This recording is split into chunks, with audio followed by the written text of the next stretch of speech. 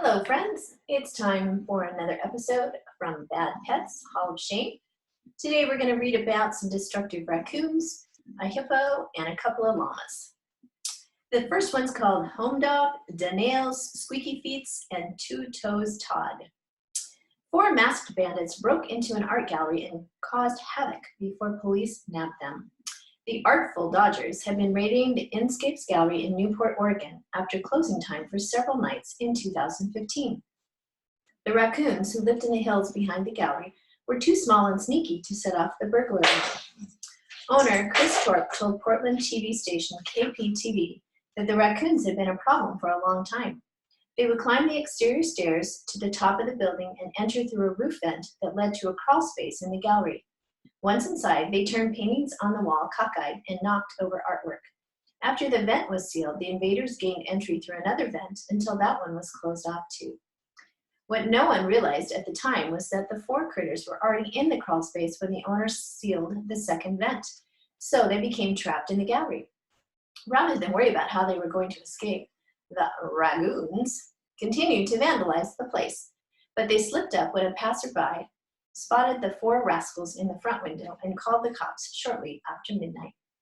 "We were already in bed when we got this call from the police," Torp told the TV station. "They said it's going to be horrible because these raccoons are in the gallery." When Torp arrived, paintings were crooked, shelves were cleared of artwork, and a few pieces were chipped. The gallery displayed many crystal art pieces, and the owner was relieved his place wasn't the scene of glass destruction. They tried to rearrange some artwork, and they were by a balsam wood boat that was made by a local artist, and that survived the onslaught, Torp added. The Newport Police Department seized the intruders and took photos of them, which were posted on its Facebook page with this account. "Four masked bandits burglarized Inscapes Gallery on Southwest Bay Boulevard recently. Officers responded to the report of suspicious activity after midnight and cornered the suspects immediately upon entering the business. The suspects, known only by their street names of Home Dog, Da Nails, Squeaky Feet, and Two Toes Todd, attempted to elude officers on scene. After a brief scuffle, all suspects were captured without further incident or injuries. Squeaky Feet told officers they had no intention of taking anything from the gallery. They were only trying to straighten a few pieces of art on the wall. Tell it to the judge, Feets. Tell it to the judge." So that's the first one. The next one is about a hippopotamus, and it's called Pickup Smasher. A hippo with a bad attitude towards smartphones made it clear he didn't want anyone taking video of him. So when the driver of a pickup truck started recording the hippo, the beast went into road rage mode, ramming the vehicle and crushing the front end. Whiskas Karoni was driving near Kruger National Park in South Africa when he noticed a hippo on the bridge.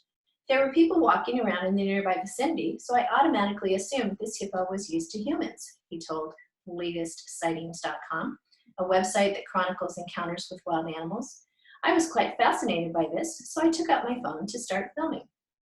The hippo was in no mood for cameras, so it snapped. "Suddenly, the hippo turned and just started charging," he recalled.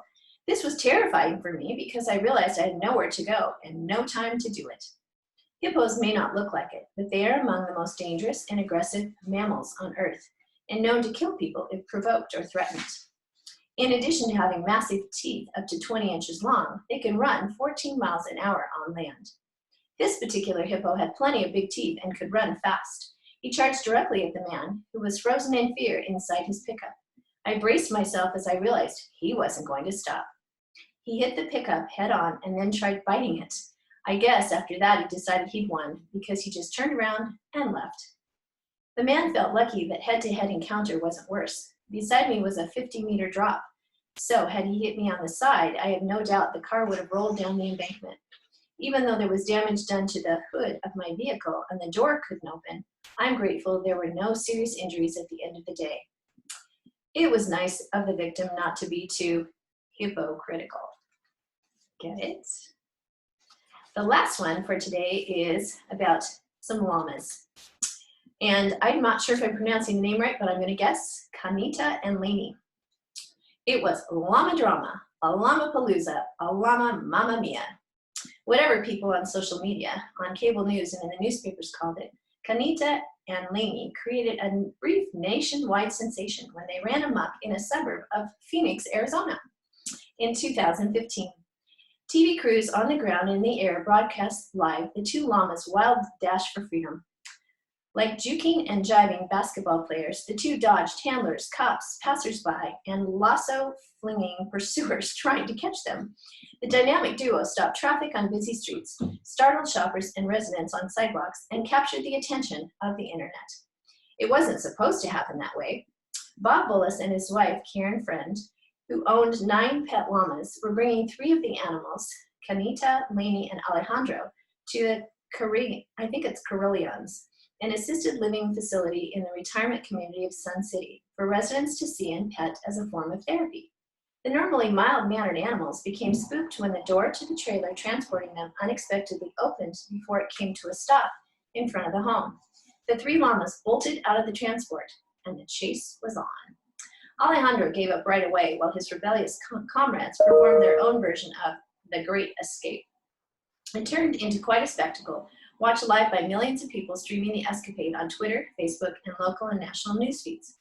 Pursuers chased them on foot and in golf carts, police cruisers, pickups, and bicycles. Cooks at the facility ran after them while holding heads of lettuce, trying to entice them to stop for a snack. Canita, a 5-year-old white llama, sprinted ahead of the shorter 1-year-old dark-furred Laney. The pair often sprinted into oncoming traffic as people and Maricopa County Sheriff's deputies approached them with arms outstretched. Weaving here and there, sidestepping this way and that, ducking and darting, the 2 llamas made fools out of everyone who tried to catch them. During the hour-long chase, the animals dodged cars as they crossed Thunderbird Road multiple times, disobeying pedestrian and vehicular laws, and forcing those who were following them through neighborhoods to run in circles, the Arizona Republic reported. This being Arizona, several persons with ropes showed up and figured they could snare the runaways with lassos. No problema. Laney was the first to be lassoed by 2 men near 103rd Avenue. Canita remained on the loose for another 15 minutes, still looking like a live stuffed animal, a dolly llama. But she was finally lassoed by a guy riding in the bed of a pickup truck that had been tailing the animal. Canita bucked and shook in defiance, but then gave up and returned to her owners without any more fuss. Neither animal nor human was hurt in the zany pursuit. Although the chase was over, the fun was only beginning on social media, which generated hundreds of hilarious memes picturing the llamas with such captions as "The Fast and the Furious," "Thelma and Louise," and "Como se llama?" Spanish for "What is your name?" Except it was "Como se llama." A TV station captioned the video of the pursuit as a slow speed chase with double L's. On Twitter, the hashtag llamas became a trending topic worldwide, spurring hundreds of thousands of tweets, including hashtags llama on the loose and llama drama. Even the NFL got in the act. The Arizona Cardinals football team tweeted that it agreed to 1-year deals with the llamas on the loose. Each llama will earn 2,340 pounds of hay. The Tampa Bay Buccaneers were impressed with Canita's running skills, tweeting, "Gotta love how well she avoids the defense." And with the first pick in the draft, the @TB Buccaneers pick the white llama. Hope you enjoyed the crazy stories for today, and tune in again on another day for more fun.